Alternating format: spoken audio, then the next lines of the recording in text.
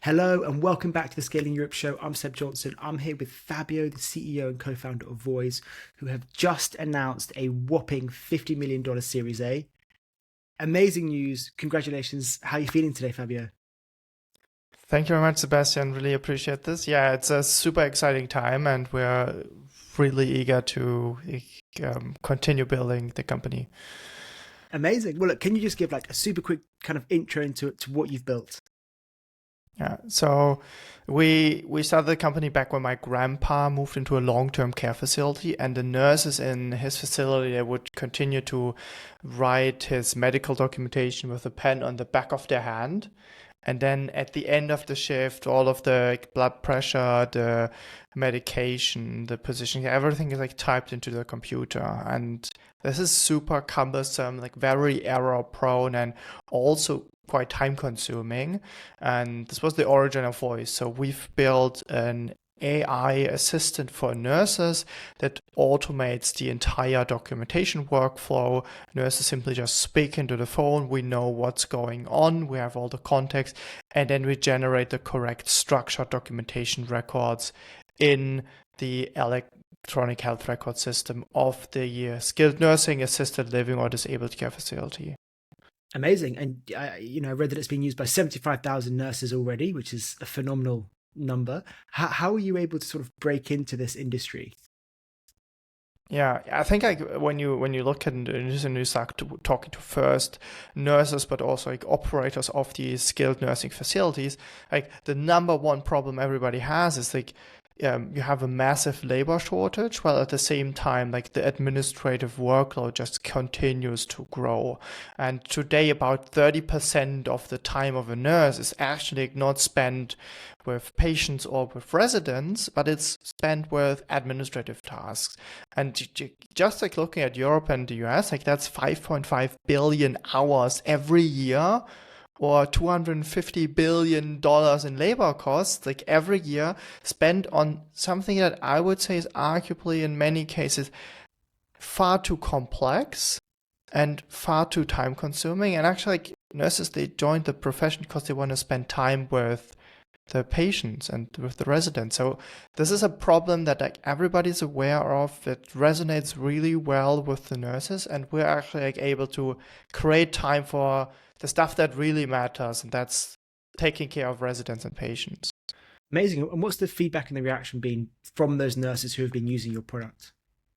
Yeah, I think I think there's a lot of like nurses who get it right away and absolutely fall in love, and that's great feedback as well. But the part that is like most memorable for me are like the reactions of nurses who are initially reluctant, and then they could go through the training with us. So we had a couple of weeks ago, we had this like really charming nurse. She was called Manuela. She was 2 years before her retirement, and understandably, like she was a little bit reluctant to learn a new tool, learn a new technology. And she said, look, hey, I don't really want to take part in this like onboarding session. I'd rather just like stay on the floor, take care of my residents. So we convinced her, and the other nurses like convinced her to say, hey, let's take this like 35-minute training course here, and if you don't like it after the training course, like don't worry, you don't have to use it afterwards, right? And then like during this like training program, like she realized, oh, like it's just like WhatsApp was her framing, right? Like she said, it's just like WhatsApp. I press one button and I say what I did with my residents, and then all of the documentation is automated. And I think this is a really interesting anecdote, because it shows that with this AI technology that we're able to bring into these skilled nursing homes, not just the people who are traditionally very open to technology, very like eager to try out new things, like even the people who are struggling with technology, who are a little bit afraid of sometimes like using the PC in the facility, they realize like with AI you can make everything so much easier. So, and instead of like remembering and knowing how to use like 55 different menus and filling out like long complex assessment and forms on the computer. Like there's just one button in Voice and the rest is then automated. So it makes it much more accessible for these people who just don't want to bother and deal with the complex systems. And at the end, the nice thing with Manuela was like she didn't want to give the phone back to the training team, because we had another training session coming afterwards and we needed the phones for everybody to have devices for the next group, and she refused to give the phone back. She took the phone and went on the nursing floor and actually did her entire shift documentation right after the training. And I think this is really nice to see that it's so well adopted in these facilities.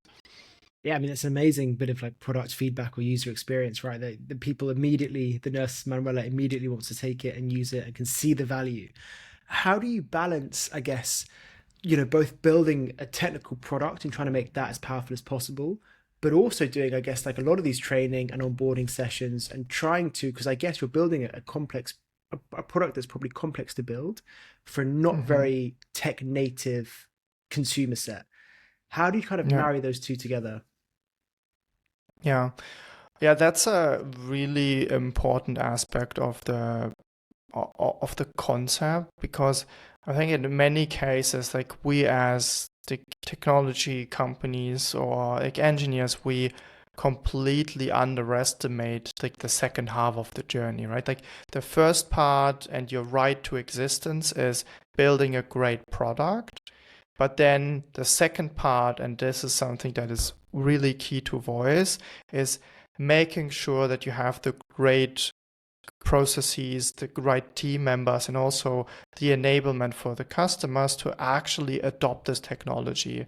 And the core aspect for us, like we have a dedicated onboarding team and a really strong customer success team. And from day one, like we've put a lot of emphasis on actually making sure that tech can be used and adopted in these facilities. And during the earliest days, like my co-founder Marcel and I, like we spent a lot of time, like predominant amount of our time in facilities, like training, onboarding, enabling nurses. And then our third co-founder and CTO, Erik, like he was handling the technical side and taking all of this like feedback and input from nurses to actually ensure that the product is as easy as possible to use.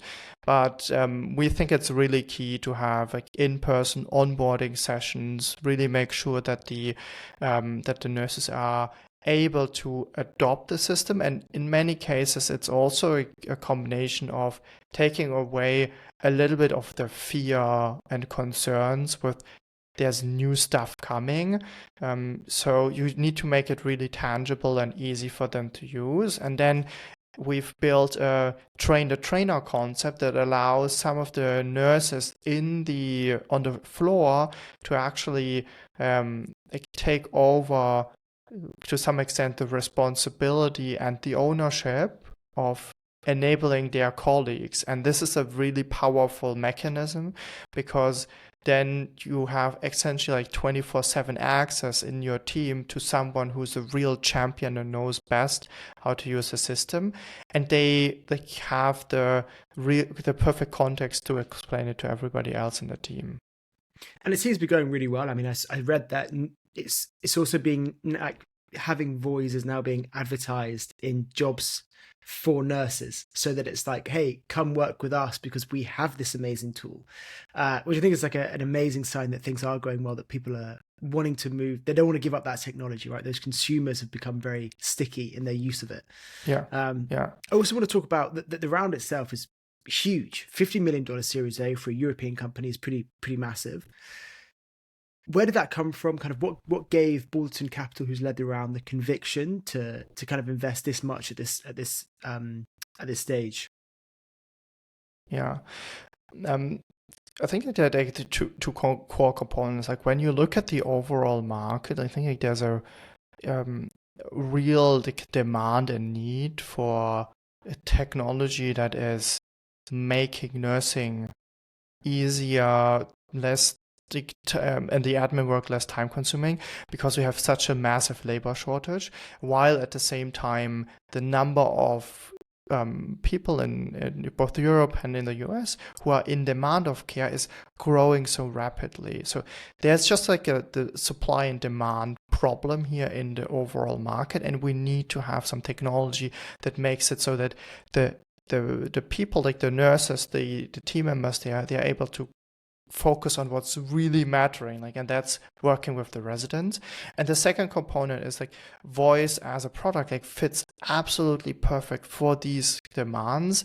We see that the overall usage and adoption is growing absolutely rapidly. And today, for example, we have generated about 100 million documentation records.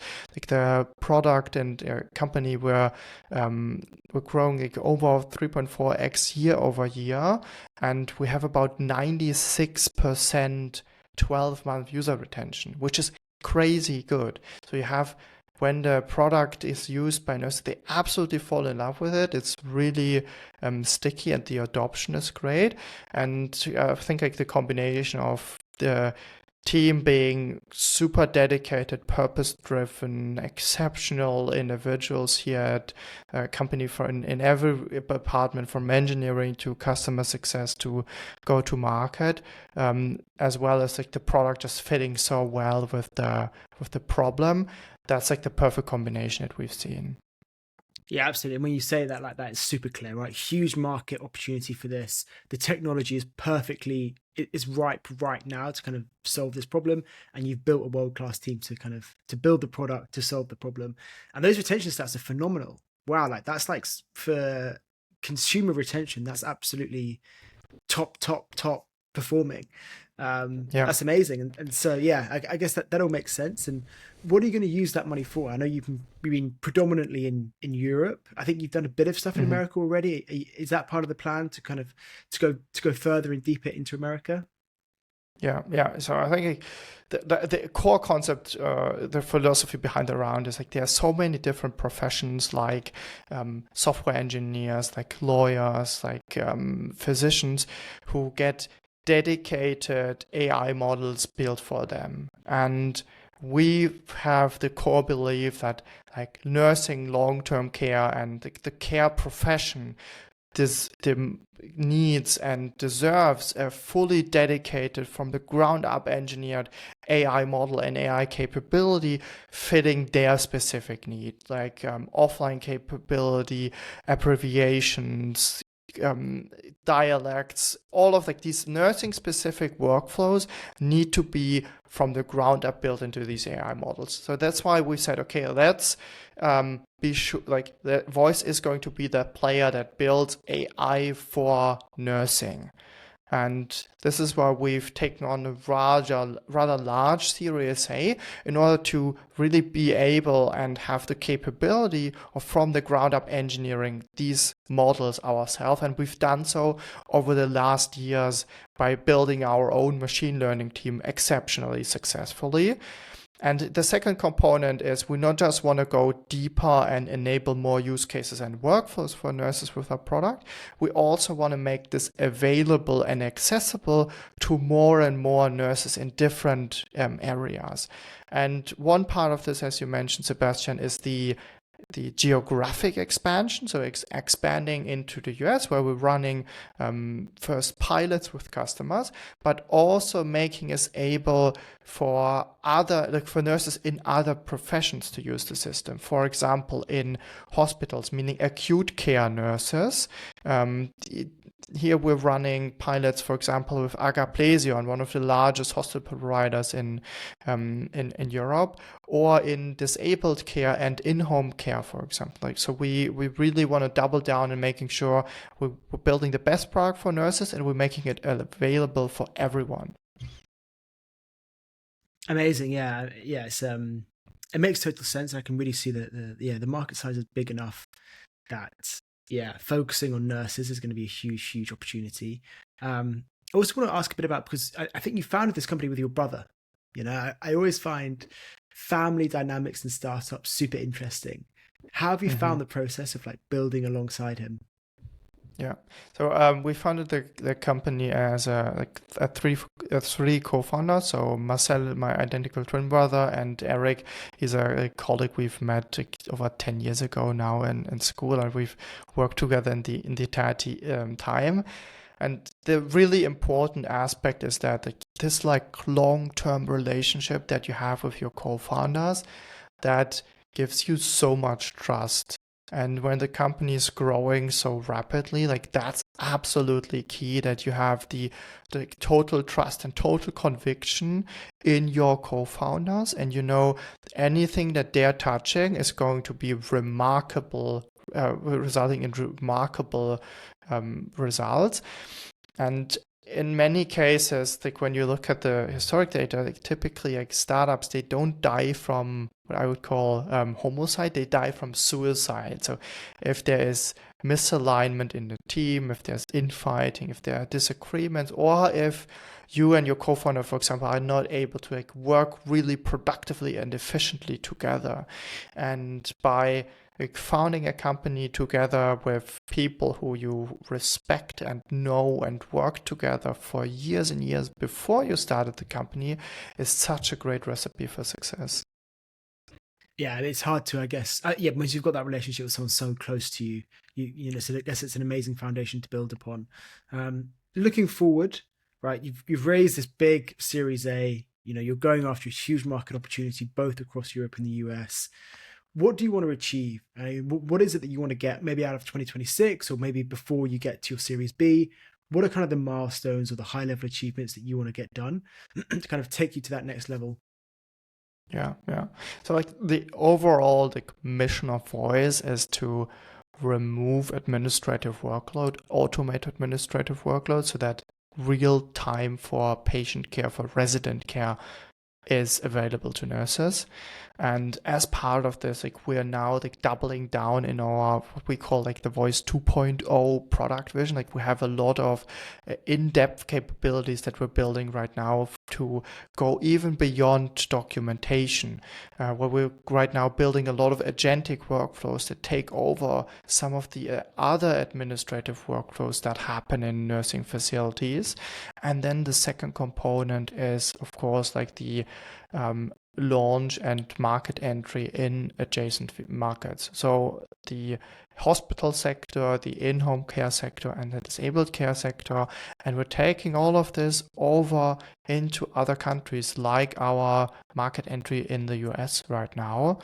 And I think this is a really great combination because we are able to invest and double down so intensely on R&D, while at the same time making the overall technology and the overall workflow accessible to so many new nurses. And just like fresh out of the press, we also finished our study together that we've completed with the Charité that had a look at what's actually happening when a facility uses Voize. And we see that over 27% of actual time savings in the documentation can be achieved. And that's, and for these facilities, such a remarkable impact that we want to bring this to as many nurses as we can. Amazing. No, you seem to be absolutely crushing it, and the results speak for themselves. Now, I kind of like to finish up. You know, what has been the best point on this journey? You know, what has been the one moment where you thought, okay, this is it. Like we've got something here. This is going to work. This is an amazing thing. And then afterwards, I want to hear, you know, what has been the lowest point? Maybe it's the biggest mistake that you've made, or a moment where you thought, oh God, maybe we're on the wrong track. We're not doing what we need to do. Mm-hmm. Yeah. I think for the like the best points, there are so many moments every time when you are in a nursing facility. So I really like to visit our customers, see how they're using the product, see how they are working with it, and get first-hand feedback from nurses. And these are always the moments where you get a lot of energy from, where you see how the systems are actually changing and transforming their workday.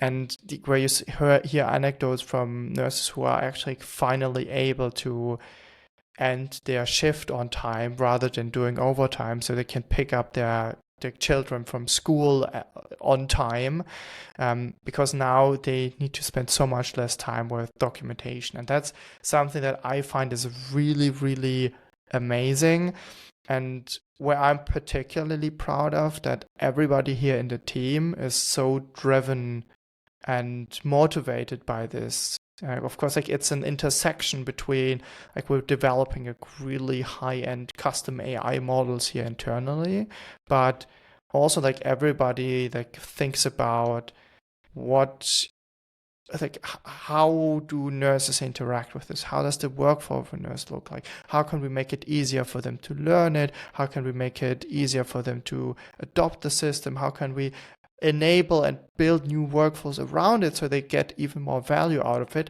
And I think this is something that's absolutely core to our philosophy, that we're super, super user-centric. And this is also like tying into your like second question, like what was the lowest point? I think like early in the beginning when we started the company, we went in a little bit, I would say, like naive, because we tried to use predominantly like existing AI models, like off-the-shelf models from Google and OpenAI, and we had so poor user adoption, and the nurses, like they didn't like to use the system because it wouldn't understand their accent properly, it wouldn't understand their dialect properly, like domain-specific terminology wouldn't be properly written down, and then like also the structure and the analytics of these information that would need at the end be structured into complex assessments and individual forms. Like all of that was really, really hard. And like for the first customers, the nurses, they didn't want to use the phone. So like I shadowed them the entire day. I had the voice phone with the app in my hand. And every time when a nurse needed to document something, like we had the system set up so that she would tell me what I should be documenting, and I would try my best to make it work with the existing AI models. And this was something where honestly, like I was like really struggling, and I had no clue how we could get this to work properly and how we can get nurses to actually like, adopt the system.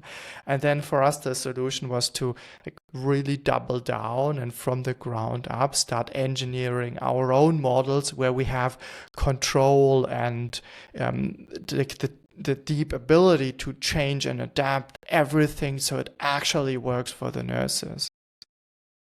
Amazing. Yeah, I mean, yeah, it sounds like you've been really at the front line of user experience, product development to kind of get you to where you are, which I think it's always an amazing trait when you meet a founder like that who really does build in the trenches with their users. Well, look, Fabio, thank you so much for joining me again. Absolutely, congratulations on the Series A. It's an amazing achievement, and I look forward to kind of seeing the rest of your journey. Thank you very much, Sebastian. It was awesome to have you here. Cool. Let's stay in touch. Thank you.